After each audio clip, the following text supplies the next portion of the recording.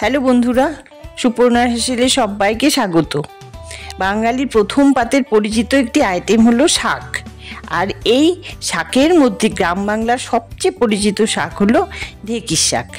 আজকে আমরা বানিয়ে নেব সম্পূর্ণ নতুন একটি রেসিপি, আলু দিয়ে ঢেঁকির শাক।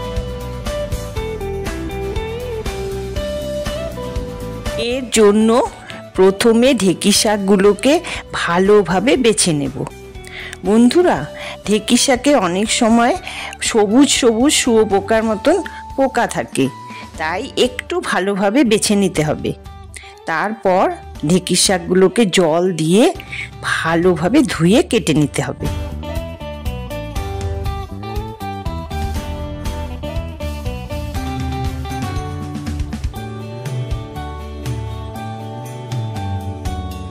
পাশাপাশি আলুগুলোকে ডুমডুম করে কেটে নেব। এরপর কড়াইয়ে পরিমাণ মতন সর্ষের তেল গরম করে আলুগুলোকে দিয়ে 1 চামচ লবণ আর 1 চামচ হলুদ গুঁড়ো দিয়ে ভালো করে ভেজে নেব। আলুগুলো একটু লাল লাল ভাজা হলে কড়াইয়ের মাঝখানে সেই তেলেই 2 কাঁচা লঙ্কা আর একটু কালো জিরে ফোড়ন দিয়ে শাকগুলোকে ছেড়ে দেব। এবার শাকগুলোকে একটু ভাজা ভাজা করে তার মধ্যে একটু লবণ আর একটু হলুদ গুঁড়ো দিয়ে কিছুক্ষণ নাড়াচাড়া করলেই তৈরি হয়ে যাবে আলু দিয়ে ঢেঁকির শাক।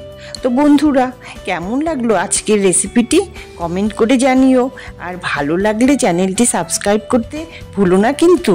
তাহলে আজকের মতন আসি, টাটা।